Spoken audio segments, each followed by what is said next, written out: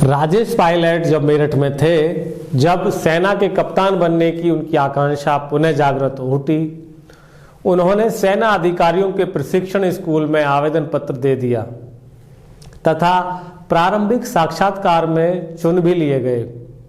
अंतिम चुनाव 19 services selection board Allahabad में होना था, जो उनकी आर्थिक अवस्था की दृष्टि से उनकी पहुंच से बहुत दूर प्रतीत होता था। दोस्तों, उनकी पहुंच और भी कठिन दिखाई पड़ी जब उन्हें पता लगा कि उन्हें साक्षात्कार के लिए एक मच्छरदानी, पीटी के जूते तथा छोटा मोटा अन्य सामान भी खरीदना होगा। दोस्तों, एक मित्र ने उन्हें कुछ पैसे उधार दिए, दूसरे ने उन्हें रेल के डिब्बे में धकेल दिया। इलाहाबाद में उनके सिवाय सभी उम्मीदवारों के साथ शाही सलूक किया गया।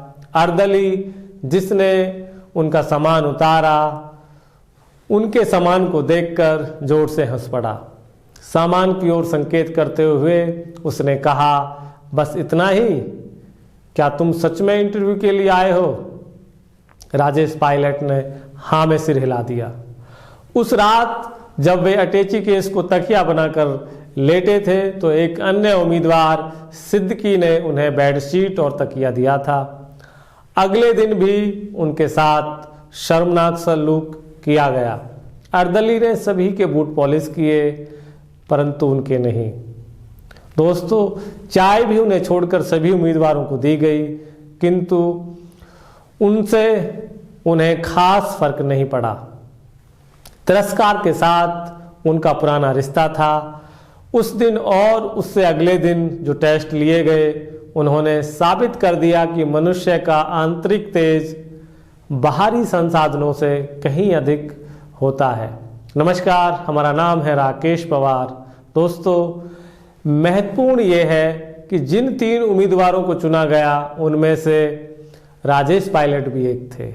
जैसे ही परिणाम घोषित किया गया, वही अर्दली उनके पास आकर बोला, साहिब, हमने तो आपको देखते ही समझ लिया था कि आप कप्तान बनने के सर्वथा योग्य हैं। उन्हें जो रकम यात्रा और दैनिक भत्ते के रूप में मिली थी, वो उन्होंने निम्न क्लास के कर्मचारियों में बांट दी। ये उस व्यक्ति के प्रति उनकी श्रद्धांजलि थी जो उनके पिता के रूप में उनके जन्मदाता थे, जिसका आदेश कथन था, खुशी मिले तो सब में बांटो।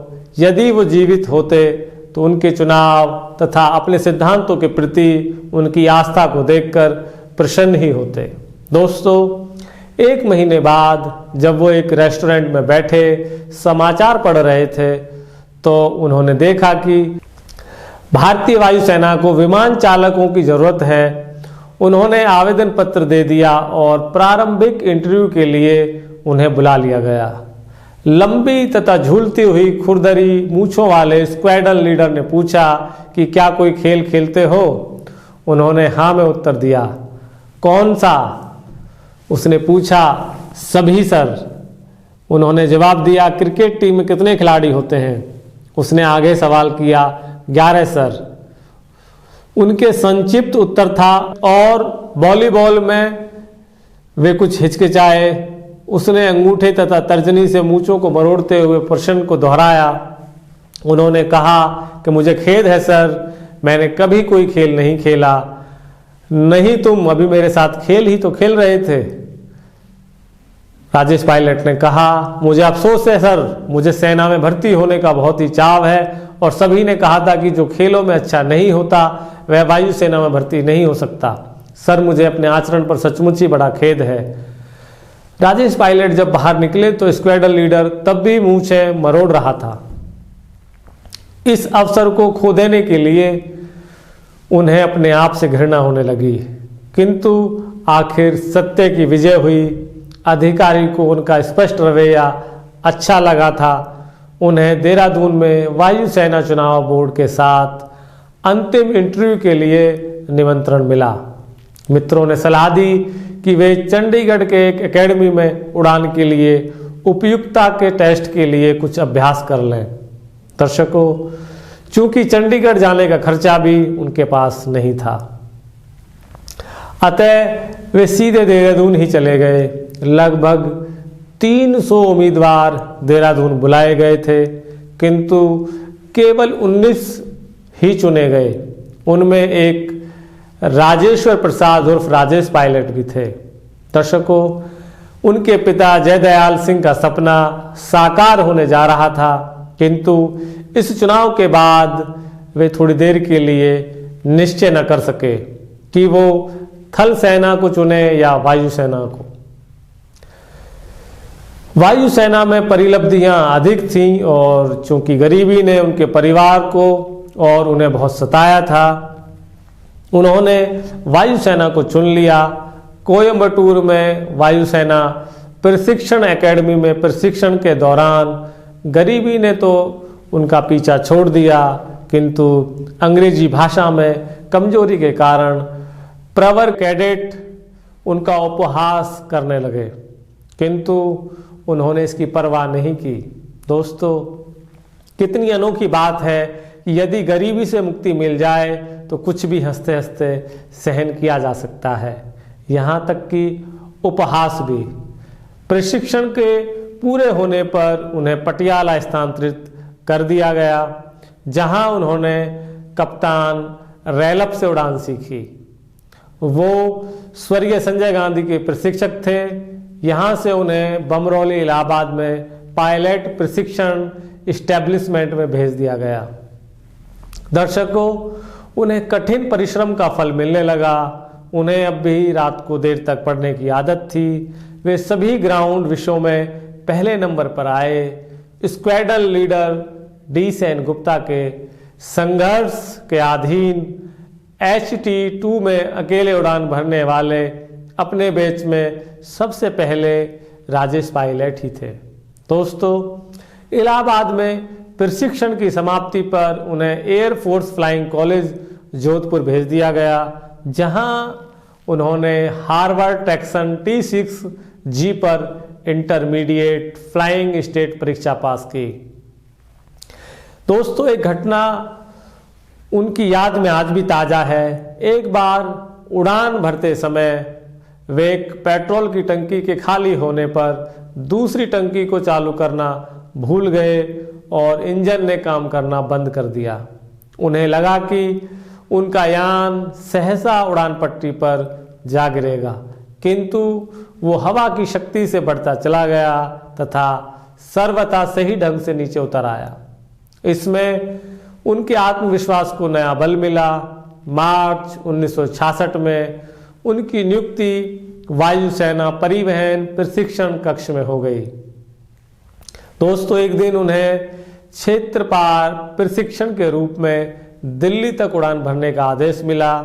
चूंकि ये उड़ान बाद में रद्द कर दी गई, अतः वे कक्षा रूम में जाने की बजाय मैस में सामान रखने चले गए। जब अतिरिक्त मुख्य ग्राउंड प्रशिक्षक ने मैस में जाने का कारण पूछा तो उन्होंने उत्तर दिया कि वे अपना सामान रखने आए हैं। एक अन्य कैडेट ने, जो उनके साथ थे, कहा कि वो अस्वस्थ होने के कारण मैस में चला आया था। दोस्तों, उसे छोड़ दिया गया, किंतु राजेश पायलट कैंप में 12 दिन की बंदिश की सजा उन्हें मिली। उस कैडेट ने प्रस्ताव किया कि वो उनकी सजा को माफ करा सकता है, किंतु उन्होंने उसके प्रस्ताव को ठुकरा दिया। दुर्भाग्य से कुछ दिन बाद वे कक्षा में 5 मिनट देर से पहुंचे। दोस्तों, परिणाम स्वरूप उन्हें 10 दिन की बंदिश का और दंड दिया गया। लानत है ऐसी दुनिया पर जहां क्या कुछ नहीं होता। यहाँ सांच को आंच भी है और झूठ के पांव भी होते हैं। दोस्तों, 29 अक्टूबर 1966 को वायुसेना अध्यक्ष अर्जुन सिंह ने उन्हें कमीशन प्रदान किया तथा वे एक ऐसे विशिष्ट परिवार के सदस्य बन गए जो युद्ध तथा शांति में राष्ट्र की समान सेवा करता है। दोस्तों, उनकी तीव्र इच्छा थी कि वे अपने कुटुंब के सदस्य उनके पिता के स्वप्न को साकार होते देखें, किंतु उनमें रेल का भाड़ा खर्च करने का सामर्थ्य नहीं था। उनका छोटा भाई ज्ञान विशेष रूप से निराश हुआ। उसके पास इस अवसर के लिए उपयुक्त वस्त्र भी नहीं थे। दोस्तों, जब बेगम पेट में उन्हें पायलट का बैज मिला तो केवल प्रीतम सिंह वहां उपस्थित थे। राजेश पायलट शायद पहले गुर्जर थे जिन्हें सम्मान प्राप्त हुआ। राजेश्वर प्रसाद अधिकारी बन गए थे। दूध बेचने वाला लड़का सम्मानित व्यक्तियों में गिने जाने लगा था। दोस्तों, वायुसेना के पायलट के लिए आवश्यक है कि उसके मस्तिष्क तथा अंगों में उत्कृष्ट तालमेल हो, सूझबूझ अच्छी, स्मरण शक्ति, कौशल तथा अनुभव के अतिरिक्त उसमें नेतृत्व के गुण तथा उद्देश्य की दृढ़ता भी होनी चाहिए, ताकि वो कठिन स्थिति में भी निमिष मात्र शांत भाव से निर्णय ले सके।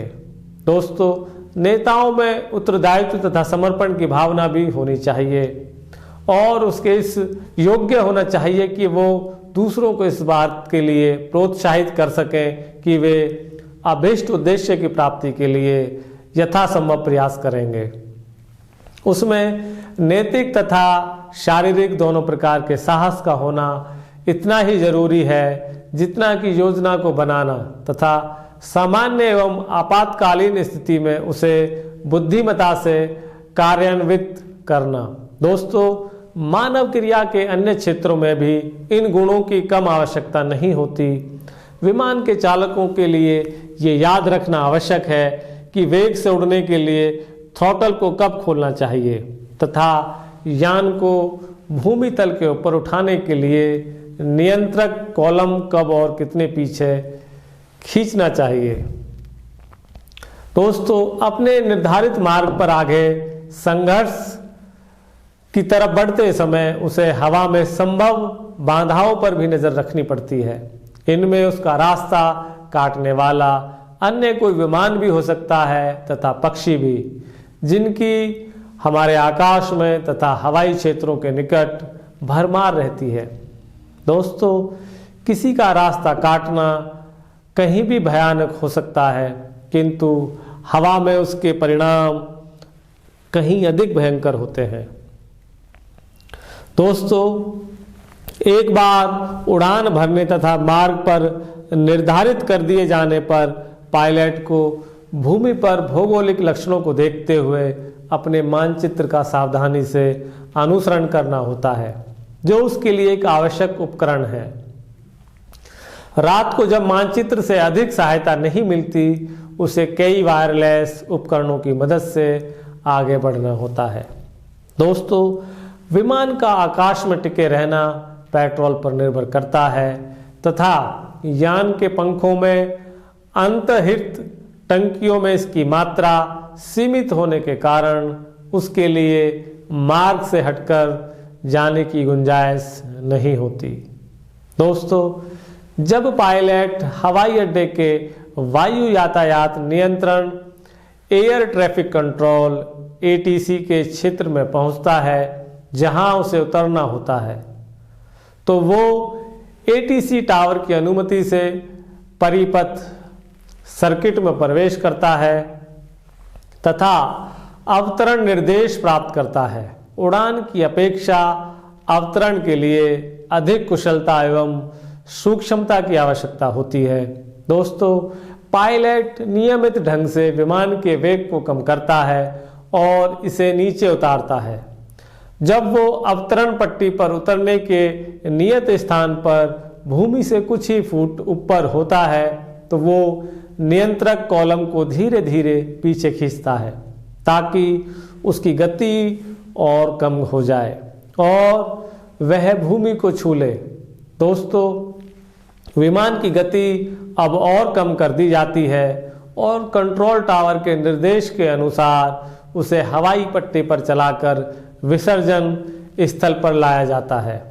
ये सारी प्रक्रिया सामान्य उड़ान के लिए है, किंतु विमान में आग लगने, उसके तूफान में फंस जाने अथवा इंजन में गड़बड़ होने जैसी आपातकालीन स्थितियों में सर्वाधिक महत्व की बात यह है कि पायलट उत्तेजित न हो और कक्ष में बतलाए गए निर्देशों तथा ऐसी परिस्थितियों का सामना करने के लिए आपातकालीन प्रक्रियाओं का अनुकरण करने का प्रयास करें। दोस्तों, आज के प्रोग्राम में बस इतना ही। इससे आगे की घटना का जिक्र हम तीसरे एपिसोड में करेंगे। दोस्तों नमस्कार।